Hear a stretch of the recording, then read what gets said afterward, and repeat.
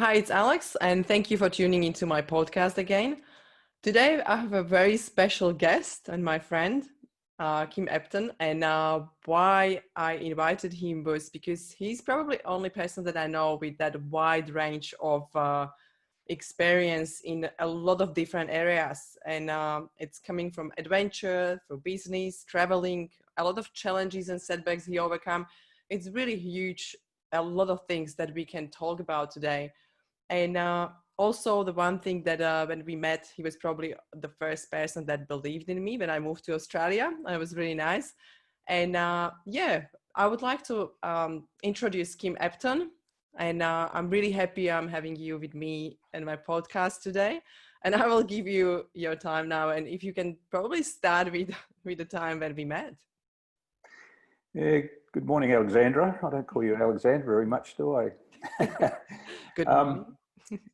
Yeah, at the time we met, I was the chairman of the Avon Descent. For a lot of people may not know, but the Avon's one of the biggest sporting events, adventure events in Western Australia. It's coming up for 50 years in a few years' time, a couple of years' time.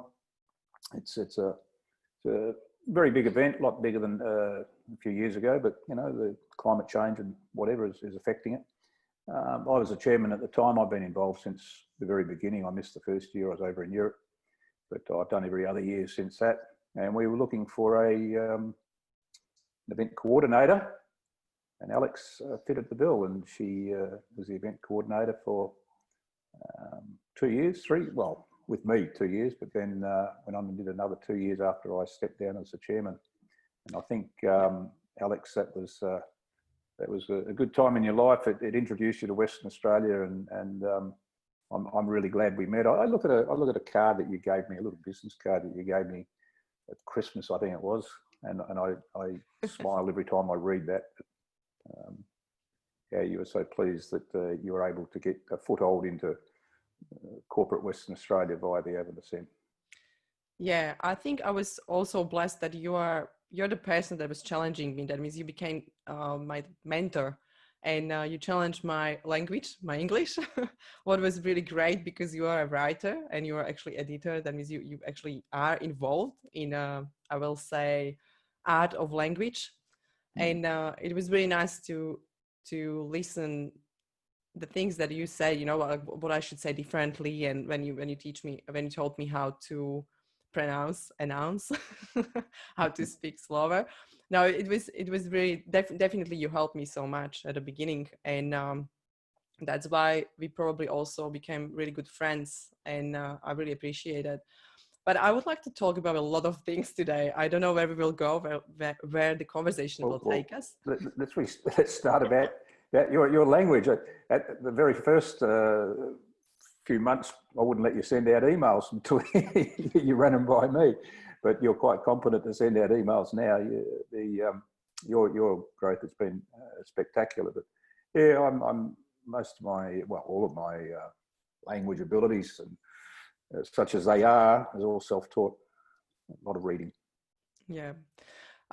Let's talk about Avon Descent a little bit, because people don't know what is Avon Descent, and I know it's 48 years already this year, and it's longest Australian whitewater event, and I think that's something amazing, because there are power boats involved, and you were in power Dinky club. I guess I remember that you were setting up the Dinky club with someone at the beginning. That means you were basically like a probably start-upper with all that Avon Descent. Can you tell us more about that? Yeah, the Avon Descent, it's a wild water race, 134 kilometres from Northern down to Perth, and it drops down over the Darling Scarp. So there's some big rapids, and it's quite spectacular viewing. It's the only race in the world where there's powercraft and paddlecraft together. That has some challenges over the years, but you know, we separate the two classes or two disciplines by different start times, etc. But they still clash. The fast power boats catch up to the slow paddle boats on the second day. But it's certainly a unique event worldwide. Yeah, I was one of the founders of the Power Dinky Racing Club in 1978, and as I said, I've been involved with the Airborne Descent since 1974. Missed the first year. they all just fade into one now. I mean, I can remember a few key years. But yeah, certainly it's been getting tougher, you know, the lack of water sometimes with, I suppose it's climate change, who knows. And this year looks like it's going ahead with even with COVID-19 being on the wane here in Western Australia. We're still planning that it'll go ahead. And I was chairman there for a couple of years. Health reasons, I had to step down. I'm still involved. I'm the deputy race director and the powerboat starter this year. Yeah. It's one of those things that you just do, you know, and I think if you speak to a lot of people, well, I'd say everybody involved in the Airborne Ascent, it's part of their life. It's what they do. First weekend in August. You know, it's just something they do. Yeah, I'm more curious about that start. Like how Power Dinky? It is not something that you can even buy. Like how did you came to that? Well, that came as a direct result of the Airborne. The Airborne was started by 4 guys that over a couple of weekends took a powerboat down through the valley, the Airborne Valley. They left the boat there and walked out. And then went back the next weekend, found their boat and went on down. So then they put it through to the Northern Progress Association, Northern Tourist Bureau, that, hey, this could be something that we could, you know, get people into Northern. So they started a race with powerboats and paddlecraft. And then it just developed from there, the club, the Power Dinky Racing Club, and a lot of other powerboat races have resulted on the Blackwood River, which is in the southern part of Western Australia. So there's a full season of races that all emanated from the Airborne Ascent. And as you indicated, that you can't just walk in like you can with a ski or a kayak. You can just walk in and buy one off the shelf, but you can't do that with a powerboat. Everybody that's involved, they custom make them. They spend hours out in the shed each night leading up to the event and getting their gear ready, and they're custom made. These guys are world class. The top 10 performers, they're world class. They're pretty to watch when you're going through a rapid at 60, 70 kilometres an hour in a powerboat. It's just pretty to watch. It's really, really skillful. Yeah. I jumped actually to the boat, to powerboat, and right. I did race. I did race with Jay, and it was amazing. It was so scary, but we actually did you it. You went over the weir, didn't you? That was Williamson Weir. That's a big drop. That's one of the biggest on the whole thing. You're a very brave girl, especially jumping in a boat with Jay. Well, yeah, I tried to actually compete with Jay on a Afganistan boat or Power Dinky. For me, that was a huge experience. That means I know how that feels, and I know it's crazy and it's scary, but it's really great adventure and probably challenge that you need to overcome to go through wide water. Yeah, it certainly is. I mean, what happened as a result of the Avon and these other races, I did a lot of expeditions. I think we did 26 all around Australia. I did 1982. I did 3,500 kilometres down the Darling River. That was the first time the full length of the Darling River had ever been navigated, and it's the longest boat journey ever made in Australia. We did the Murray River over east, 2,500 k's down that. Did that a few times. The Murrumbidgee, the Lachlan, the Gascoyne, the Murchison, the Blackwood, the Preston, the Collie, various different rivers all over the place. They weren't races. We were just trying to navigate from the source of the river to the mouth. And they were great trips, but mostly people that had started the adventures with the Airborne Ascent. Yeah, that's another of your hobby, or I don't know how to even call it, because you run a lot of expeditions, a lot of traveling. You have adventures, website, and you're running trips. And I know there was like 64 road trips, even more, I guess. That was probably by now, that was much more. And you mentioned Power Dinky expeditions and actually road trips, or like trying to really explore the rivers. But I know there was motorcycles trips you did, Yes, a few of them. And I know you travel so much, and I think there was like 38 or 40 trips to like 25 countries. That means you're really... I think it's 31 countries. It doesn't matter. But one of the motorcycle trips we did was in the Negev Desert in Israel, and I recall overlooking the Dead Sea.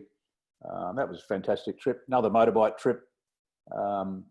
My mate George and myself were heading up to Cape York. Never got there. I fell off my bike in a bull dust hole and did a giant tank slapper in this bull dust hole out on the edge of the Simpson Desert. The bike fell on top of me and I broke my leg. Spent the night out in the desert with a broken leg, and then George rode into the station, they come out and got me. The flying doctor flew me back into Alice Springs, and then I had to make my way home. But yeah, look, I was never much for a motorbiking guy, so I gave up the motor. I still got that motorbike that broke my leg, actually. I still got it. I've ridden it a few times, not many. Temporary Australian if you're on a motorbike. Yeah, I can see. I can see you more on the trips that you're running. Yeah, camping and. But what was that? India, I think it was 2010 that you were. There was their cross country rally. What is that one? That was the competition. I went over to India in 2008 to race in a rally over there called Desert Storm, and our vehicle got lost on the high seas, so we had to lease another vehicle. So we didn't do too well. We got fifth, I think. Yeah. So we went back again in 2008 to do a thing called the Dakshin Dare, which is a cross-country rally. Yeah. And we had a vehicle this time. We won that. That was pretty good. That was in southern India, down in Kerala, Bangalore. And well, that was great to go over there and win. Plus, India, I'm not a big fan of India, but it is certainly diverse, and it's an assault on your senses. But just one of the countries, I think it's 31 countries I've been to traveling around. I've been there 3 times to India. Yeah, I know there are some jet races as well. Like you were involved in so many races. My question is probably what was that decision that you started to do all those things, like adventure, and why was that? I don't know. It was just, well, to me, it was a natural progression. I like forward driving. I like getting out there. I wanted to have a reason for doing things. I don't just drive over sand dunes or go down to the beach just for. I do, but not that often. Like a lot of people just go down to the beach and they're forward drive, or go duning, or go up what they call the Mundaring track, just to test their vehicle. Yeah, I'm more into forward drive touring and having a reason for going out bush. And one of the things that I've been doing for quite some years now is following an early explorer named C.C. Hunt, who he actually paved the way for the prospectors to get to Kalgoorlie to find all the gold. He made wells 30 years before they went out there and found the gold. He was looking for pastoral land, not gold. So I've been following him for many years, 30 years or so, and we've been fixing up his wells, maintaining them. Yeah. So every time we go bush, well, not every time, but there's a reason we go out there to look at his track, find his wells, look after the wells. So we try to have a reason for going forward driving. When I was doing the boating expeditions to start with, of course, they were trying to break records or be the first to ever do the river. Yeah. The Murchison River, for instance, it took me, I think, 8 expeditions until we found the source of the Murchison River, and we've now pinpointed it, and we've done 530, I think 545 kilometres of the Murchison River. But yeah, plus we've found the source of the Murchison, and rivers are of interest to me. I just find them, they're the lifeblood. It starts somewhere and it flows, all the way to the ocean. Not just in Australia, but not very often in Australia. Most Australian rivers are ephemeral. But throughout the world, you can see life all along the river. The Mekong is an interesting river, where I forget the figure, but it's huge, the amount of protein that comes out of that river. So rivers have always fascinated me, and I wrote a book called Rivers of the Kimberley, 109 rivers up there, 109 watercourses termed rivers. But when I started writing that book, I think we knew information on 10 of them, 11 of them maybe. So there's even right now today, most rivers in Western Australia, and I would expect in Australia, we don't know precisely where they start and where they finish. They've got a name. So, that was an interest of mine, trying to find the source of these rivers, a lot of these rivers. That's where I started there. And then, as you said, with the powerboating, it's exciting and all the rest of it. And it's a young man's game. It's although there's some older guys still racing, but it's tough. It's tough on the body and everything else. And so I moved out of that into the administration side of things, and then into the motorbike and four-wheel drive. Yeah, definitely demographics in Afganistan is very interesting, because there are people or kids from 16 to actually, I think, 68 or maybe more. Like that, really, it's really wide range. Like the demographics is very interesting. But I can see that means you basically start your adventures, and you're always doing that with mission. And I guess mission and why is very important. That's in business as well. That means you always have mission for things that you're doing. And also I can see there is probably some kind of need of legacy, leaving something behind, because you wrote the books, you tried to do these marks, where the river starts, and I guess you're changing the map. I believe that's pretty huge achievement for some people, and I guess for you as well, because it's amazing. People usually don't have those interests anymore. Well, I with my interest in bush, I've been going out bush since I was about 10, I suppose, a long time. And over time, I developed an interest in explorers. And, there's a lot of controversy over explorers, the way that they went about their task. But from my perspective, I have many heroes, some of the great explorers. And with Peter Bridge from Hesperian Press, we started the West Australian Explorers Diaries project back in the year 2000, so 20 years ago now.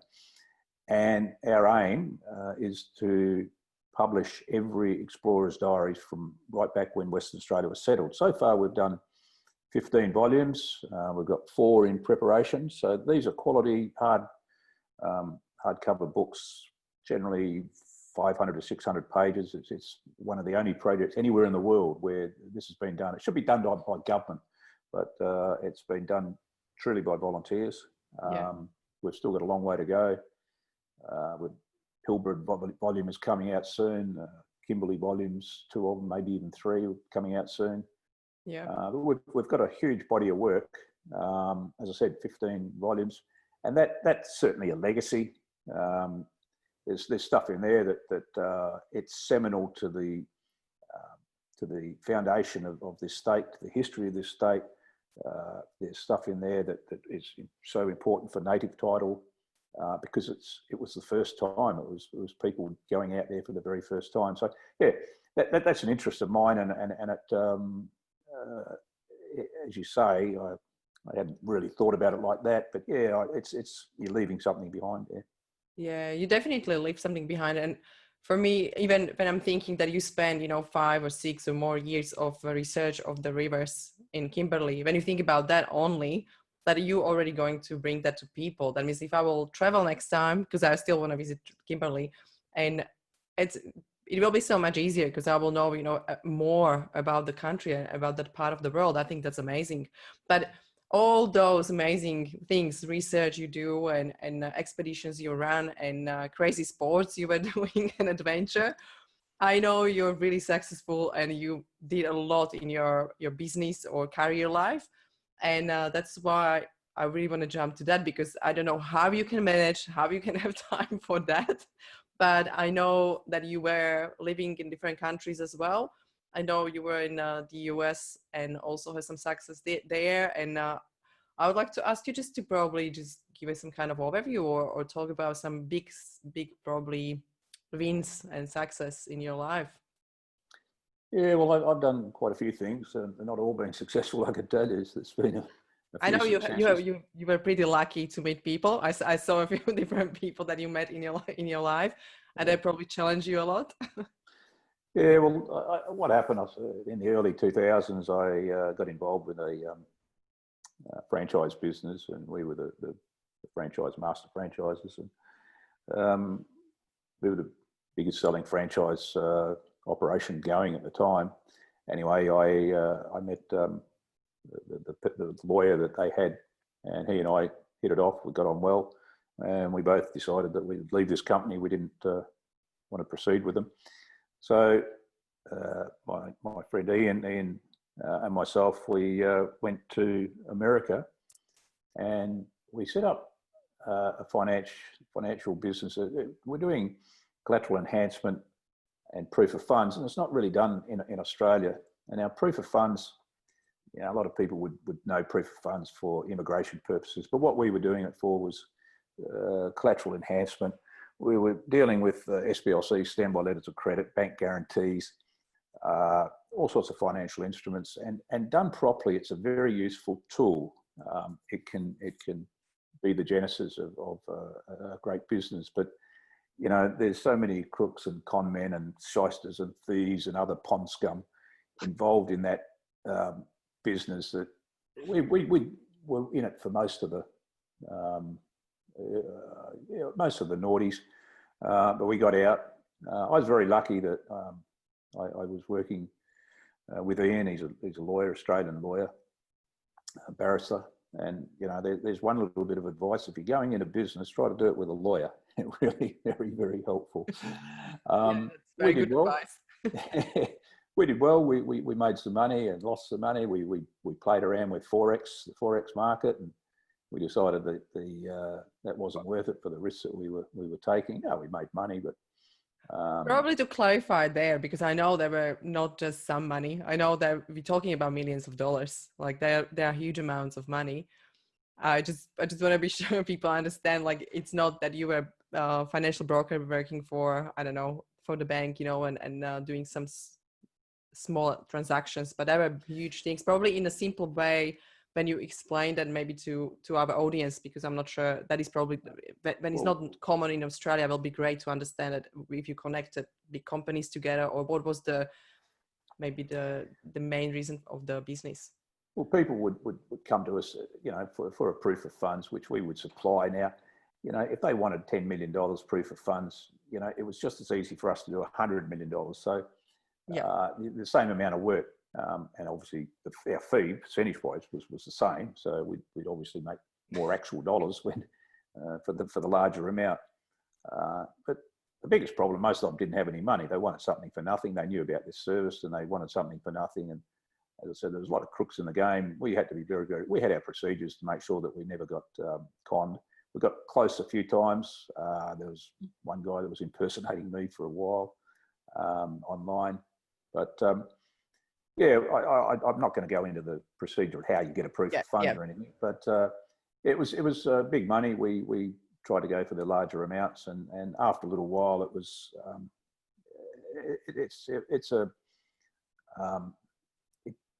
it was getting into be a dark, shady business, and it's something that neither of us wanted to be in it. We were too straight for it, basically. Yeah. We were doing the right thing, and we always performed. Never ever did we not perform. If someone qualified to get a proof of funds from us, every single time we performed.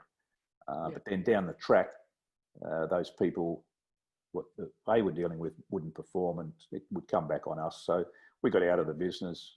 We were quite happy with the way we performed, the way we acted in the business, but there was too many tears for other people, so we got out of it. And basically retired. I got involved in doing some exporting coal out of Indonesia. Looked at that. I did that for a little while. I made more money there out of the forex we did a few forex transactions. I made more money there. Anyway, I left that. But I was doing a lot of little different things, and I'm looking now, in the US. The US is just huge compared to Australia. The population, there's more going on there. There's more opportunities, and so that's where my focus is at the moment. I know you plan to go back and work a little bit there again on the business. But how did you actually meet Ian? He was your friend, or how did you connect with business partner overseas? Because that's very interesting when you're in Australia and he's in the US. Well, at the time he wasn't in the US. He was the lawyer for this franchise company that I got involved with, and we butted heads to start with because, but then he realised what I was all about, and we got on really well. And then we bought a bus company, and I decided I'd recommend it to look, get out of this bus company. You know, anytime you've got wheels going around, pistons going up and down, it's just maintenance and everything else. So we got out of that, and then went to the US, and he'd done that many years before. He'd done a similar type thing, so we went over and just rinsed and repeat. So yeah, that's how I met him. He was at the time a Sydney lawyer, but he's now living in the States. And you know, I've been dealing with him for. We didn't lose touch, but we went our separate ways from about 2010 onwards, 2009, 2010, and last about 3 years ago we sort of got back together. But I had some serious health issues then, which is one reason why I stepped down from the Everest descent, and he wanted me to get involved with him in doing business loans, and I said yes, but then I was not able to think straight because of all these painkillers that I was on, etc. And it's probably only been 6 months ago that I was, you know, got it all back together again and able to function properly in a business environment. So we're looking at business loans in the US, and you know, that's all pretty exciting. I mean, they're in a world of trouble over there at the moment with COVID-19, but they, you know, they'll go into recession, but they'll come back out of it, and there'll be a huge demand for access to finance to get themselves out of trouble. So that's we're trying to get. It's very difficult working. He's in LA.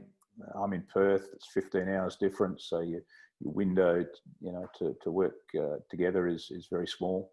Yeah. But yeah, we're getting there, and I think it's quite exciting. A lot of challenges, but I think, and this is where I've noticed you, Alex, what you're trying to do in your life and your business, and is to help people, coaching them whatever way, helping them in business. But as I said, I had a lot of challenges health-wise, and I'm only sort of getting my act together maybe 6 months ago. And you know, when things are down, you get very depressed, and you think, oh, it's all over, I can't do this and everything else. And that all happened to me. You know, we hear it all the time, never give up, all this sort of stuff, but that's all very important. But what I'm finding that's invigorating me is you've got to have a mindset. You've got to have the right mindset. And I don't know, I think it might have been you that told me, you know, that what I'm doing is nothing new. There's Napoleon Hill, I think if it was you who's done this, but I haven't read Napoleon Hill. It's just I'm focusing on believing that I've done it already, you know. And I think top level athletes do this. They visualize that they've already cleared the bar. They've already done the 100 meters in 10 seconds. You know, they've already done it. They visualize them doing it. A pole vaulter. Maybe I'm wrong, but you know, I've never been. It is important. That's why I wanted to go there, because I know you had a lot of setbacks, and I know that you had neck injury or broken neck. I know that was when you had problem with your eyes, and now I know when I actually I was going through your knee surgery. Basically, we've been together, and I know how you felt and how down you were, and I know how you are growing now, and you're going back to yourself. And that's probably very important, like you said, you know, like you using a few different strategies or methods or tools that works for your mind or your mindset, or they create some kind of feelings, you know, around yourself. Because that's, I think, important is to understand that our thoughts are actually evoking emotions and feelings. Yeah, I'll just go back a little bit there when. Because you reminded me of something.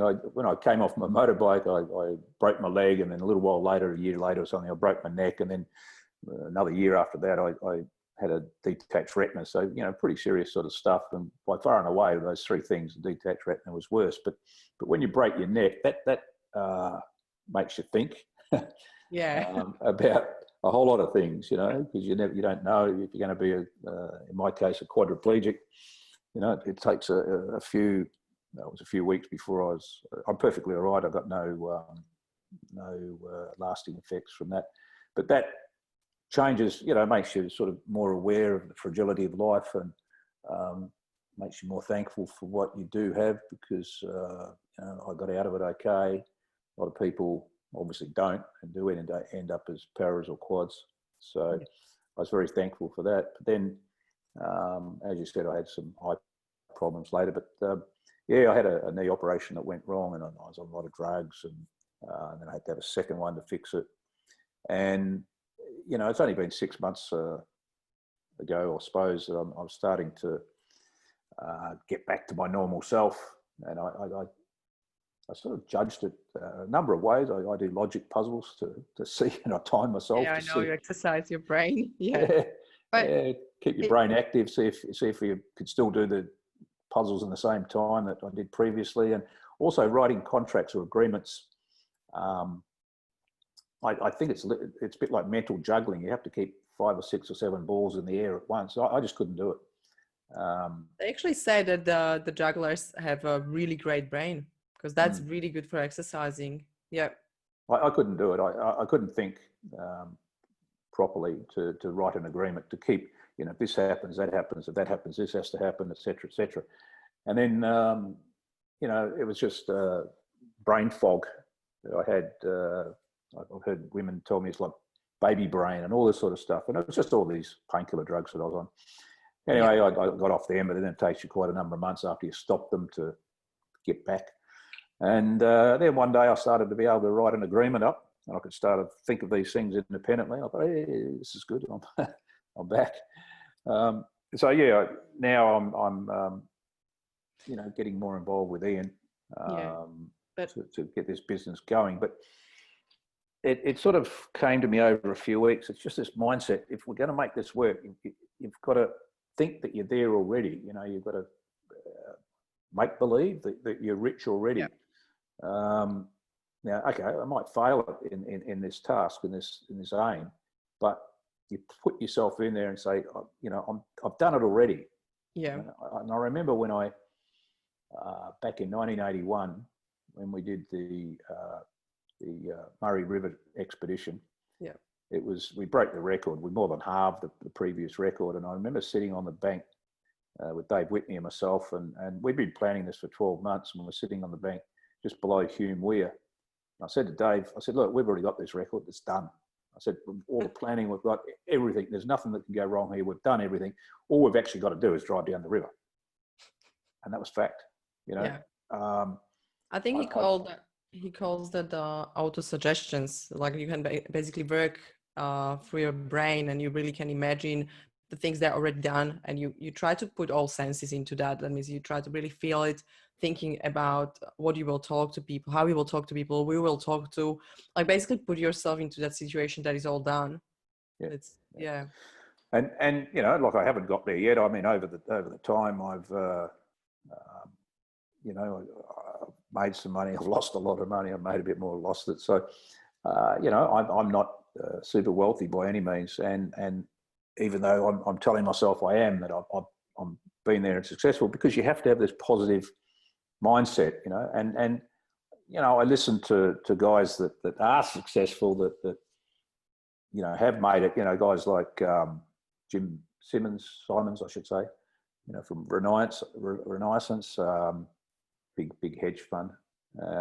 Ray Dalio, I think the biggest hedge fund in the world. Another one that I think is Chamath Palihapitiya. Now that guy, look, people listen to him. He's absolutely brilliant, and he's down to earth. He's a billionaire, but I listened to one to him. They said, "What are you doing in the lockdown?" He said, "Oh, I just clean up around the house, cleaning the toilets." He's a billionaire. He's not too proud to go and clean the toilets. But the stuff he talks about, it just makes sense to me. So Chamath Palihapitiya, and Jordan Peterson's another one. Take responsibility. Yeah, I'll have to listen. Yeah, Jordan Peterson is really good. Take responsibility, and that's I believe in that. Responsibility. I mean, Jocko Willink, Yeah. Navy SEAL, you know, extreme ownership, take responsibility. You did it, you own it. These guys, you know, I was just listening to him this morning. It was just Jocko, interesting. Yeah, it was yeah, interesting. yeah. But I just want to go back to that because you mentioned that auto suggestion is very important, or is important to believe. Of course, we have to have belief. But the second thing is, I know you are wealthy with already what you know, what you do, and you know, with your legacy.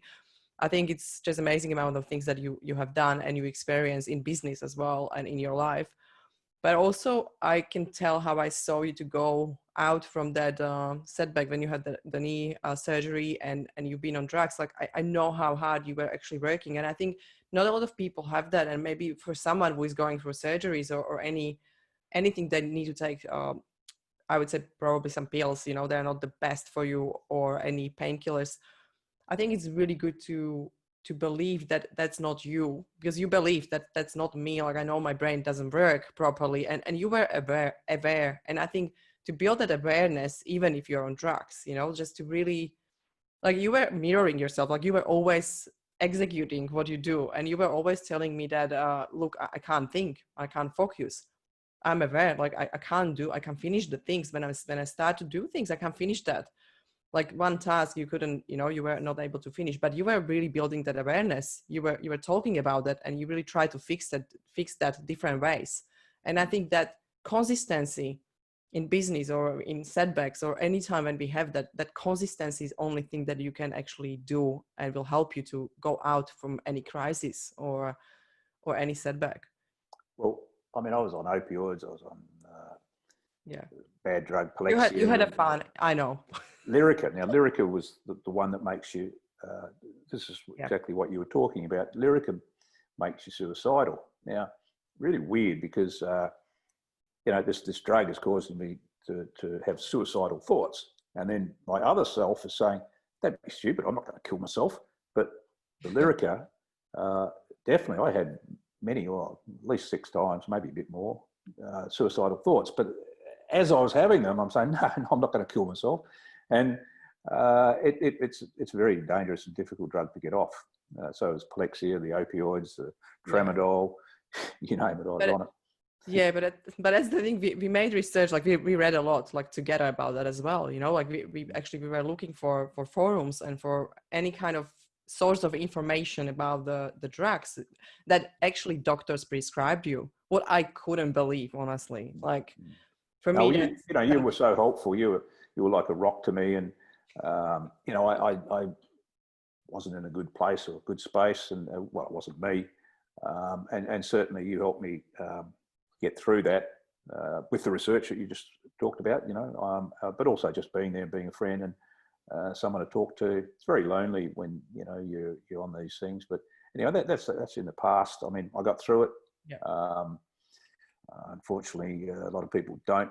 And I just say to people, if you're ever in a situation when the doctor prescribes Lyrica, and there's other names for it, just don't do it. It's a very efficacious drug. It actually does what it's meant to do, but it hooks you, and it has some really, really bad side effects, and it's very difficult to get off. You can't just get off it, otherwise you die. You've got to come down very slowly, so just don't get on it in the first place. But yeah, Alex, you helped me so much during that period. Hopefully I never have to go back and do that. I was in a dark place. Yeah, you're not going back. Yeah, definitely. No. Definitely your next plans are in US and you building up another business. I mean, for me, that's very inspirational, or you are inspiring me always, because you actually, even when you have setback or you have hard year, you just, you know, wake up, stand up and just go for it and go for another chance, or just see things in front of you. And I think that's very important, that people should see there are opportunities, even, you know, after crisis or during the crisis, there are always opportunities in the world. And I like you are the one from, you know, not a lot of people, they will just grab the chance and you just do that. I think that's important. And you also, yeah. I think a lot of times you don't realize you're doing it. Like, I mean, when I did the Darling Descent, it was tough. I was 27. I had guys who were 46 on the trip. Things were going wrong. one stage, a big flood. We had spread of 400 kilometres over New South Wales, and you know, the guys wanting to quit. It was really tough, and it was hot, humid. Motors were breaking down. The bus we had was breaking down, and we couldn't get spare parts. And you know, a lot of people helped me obviously get through it. But that sort of, when things are tough like that, you keep going. You know, you figure things out, and that's a key too, I think, to businesses. Well, certainly to the trips I did, these expeditions that I did. I had good people. You know, there was nothing we couldn't fix. One time the vehicle we were in, the injector pipes broke. They split. And so out in the middle of near Nullarbor Station. So we had three guys, we had the gear on board to fix them, to weld them up. And we had three guys arguing over who was the best welder and who should do the job, you know, and each of the three guys probably had good claims to, and we fixed it ourselves, but we had good guys. We've always, never ever, in all these trips I've done, I think what you told me it was 64, there's a lot more than that. That's 64 that I've put on my website, adventures.net.au, but a lot more than that. And never ever have, we've pushed the envelope a few times up in the Murchison River. We nearly killed 6 guys one time when we got stuck in Hardabutt Rapids. But we've always managed to get ourselves out, and the key to that is having good people. And I think in business, as I alluded to earlier, you know, get a lawyer in you if you're going to go into business. But you know, this JobKeeper program that the government's put in place is to keep people there, because it's so hard to train up new people or to get new people. You know, you better, if you've got good people, you want to keep them in your business. And it's more expensive to hire. Yeah. But just the skills, the type of people, they know your business, you know, and that's key. People in certainly all these trips I did, I mean, some of the trips were just road trips, you know, just being a tourist.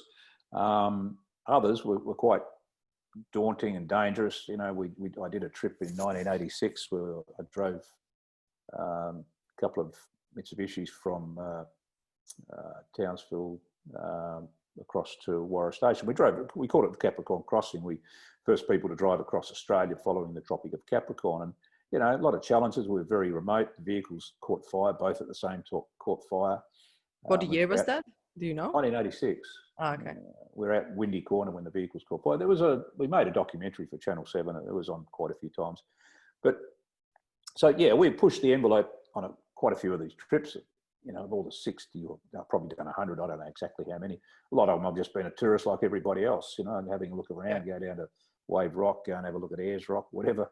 But others, you know, when we're pushing the envelope, and if you've got good people with you and something goes wrong, you know, the fridge stops. Hey, lucky to have a fridge. But the fridge stops, all the food's going to go off, and somebody worked it out, it's only just a fuse, whatever. You know, your vehicle breaks down, you're remote. If you've got good people, you'll get through. Okay, so that doesn't just happen by accident, having good people. You know, you've got a lot of planning to get those good people. And you got to have a little bit of mental toughness, I think, to succeed. And you know, I doubt myself all the time, and I think that's normal too. You know, you can't be right all the time, and you will have self-doubts. But you know, that's natural. Yeah. You don't have to. You know, you don't have to be a Bill Gates, Mark Zuckerberg here. You know, they're okay. They're maybe in a different league, but you don't have to be successful. You don't have to be one of them. You know, you can be successful in your own area, but you still have to have an aim, a little bit of toughness. You have to have a focus on what you're going to do, what you intend to do. You have to know what you're intending to do, and if you do that and you give it a good honest shake, you know, you've got a good chance of being successful. But yeah, it's tough in business. It's you know, nobody's going to just give it to you, hand it to you on a platter. You've got to make it happen. It's up to me. If it's going to be, it's up to me. All that sort of stuff. There's all those slogans out there, but you don't have to be a superhero to be successful. I mean, I'm proof of that. Apply yourself, and you can get it. You know, I'm just reading. Sorry, I was just reading your sign in the background. Secrets to business success. You know, I think it's consistency, honestly, because when you think about that, if you don't put 10,000 hours into your business, what in normal world is probably altogether 2 years, because it's, I think, around 460 days or something like that. But when you think about that, that's 10,000 hours. That's when your business should start to be really successful. And people think, or there are promises out there, like you can do everything overnight, or you can get your 70,000 in 1 month with especially coaching and consultant business. And like, this is a big joke, when somebody's offering that kind of lie or dream or whatever it is. But I believe that consistency, like you said, because you said a lot of things like risk and repeat. I really like that in business. Like, when you just go there, you risk and you repeat if it's good, and you change when it's not. You have to have plan. And I agree with you, need to have great people around. And I think it's also when you don't have I don't know, employees, or you just don't want to contract anyone, you still can build up that mastermind around yourself, like that people that you can come and talk to, or you can have a mentor or someone, or you can find so many people. Like, I'm speaking with you every second day about business, or I'm asking you what do you think about that, because it's always great to have someone that you can ask. And I guess that's your, like you said, to find great people. Well, that's definitely something that is very important. And you said keep going, and I like that, because keep going, anything happen, you just keep going, you just fix it or keep going, or sometimes you just left it behind and you just continue, because nothing should stop you, I guess. You've got to work hard too. I mean, as you alluded to there, there's no overnight success, 20 years overnight. Who was it that said, the harder I work, the luckier I get? and I think you've got to have responsibility. You've got to work hard. Another thing too, I believe you've got to have trust. Warren Buffett and Charlie Munger, I think they don't have an agreement. They just have a handshake, and they've been together for 40 odd years or something. Ian and myself, we had an account, bank account, and it was a one-to-sign basis. We trusted each other, and you're either honest or you're not honest. You can't be sort of honest. You can't be half pregnant, And I used to go down there. I'd write out the check. I'd tell him, Ian, what I was doing. I'd go and write out a check for a couple of $1 million or something. No counter signatory. But, so it's very important, and particularly partners, that's where you get a lot of problems. You've got to trust the people you're with. I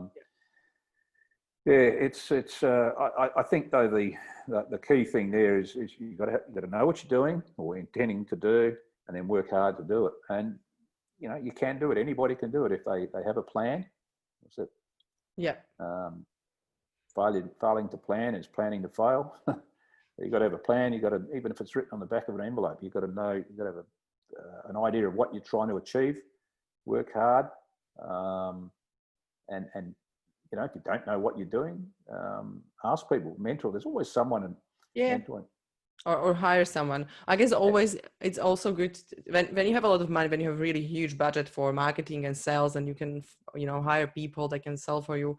That's also another thing that I said. Maybe sometimes you don't need to work that hard. You can work smart, but you need to have really a huge amount of money to invest first year into your business. And I guess that's also today we've got this tool called the internet. And, if you want to know anything, we all know this, you just look it up, except the stuff that we're talking about. I mean, people will look it up, but sure, you can hire someone. If you've got the time, you go and research it and figure it all out for yourself. But we certainly are blessed now. I can remember we were heading down to Key West in Florida, and we went and bought ourselves a modem and fit it in the coffee cup holder in the car, and we thought it was so amazing that we could get the internet while we're driving along in this rental car. And I mean, that's not that long ago. I mean, nowadays, of course, everybody knows what we can do just on our smartphones. So information that is available to business people today, there's no excuse for not knowing. I agree. And as you said, for hiring people, hiring and for getting expertise in. There's no replacement though for doing the hard work. Yeah, I definitely agree. Like I can see the difference when I actually learn something even about website. I'm not website builder. I don't want to do it, but it's always good to know something because if you don't know anything, like you can do same thing like I did, and I lost like $5,000 or $6,000 just for a website that was not good because the lady was actually learning on my website and I didn't have any idea how much time she needed for, you know, particular task. But now when I try another one and I can see she can have all done in 2 or 3 hours, even she's more expensive in an hourly rate, she's much faster. That means actually I didn't spend so much money on that. Yeah, That yeah. means just don't always look, you know, for someone who's cheaper or someone that you trust straight away. Just really probably learn something by yourself, because that was the only thing that helped me. Even with Facebook advertisement, Instagram, all these posting and social media, I'm not really enjoying to be on social media, but that was only way how I can understand who is expert or who can actually help me for real.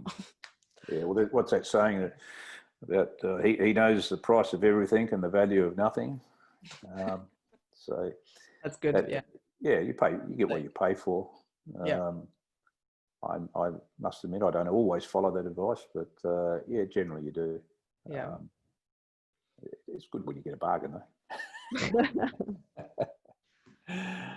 Thank you very much, Kim. I just probably I would say I'm so happy you're back as my friend and as my mentor, and now we can have again our conversations. What is amazing, and I'm happy you're Catch back up for in. coffee. Yeah, I'm happy you're back in our descent and in your business, and you're back on track. That's really great, and I'm really happy that you find some time to spend here with me and we talk about your Thanks life. for inviting me, Alex. And I know your business is starting to really take off now too. Yeah. Hopefully, you get lots and lots more. You've got a lot to offer a lot of people, even though you've been here only a few short years. But what you did before you came to Australia, you know, the businesses that you ran in the Bahamas and in Thailand and Europe. You know, you've got a lot to offer people, and I just hope that they come on board to the mentoring effect with you. Yeah. Thank you very much. Thank you and see you soon. Okay, Thanks. thanks. See you, Bye. Alex. Bye.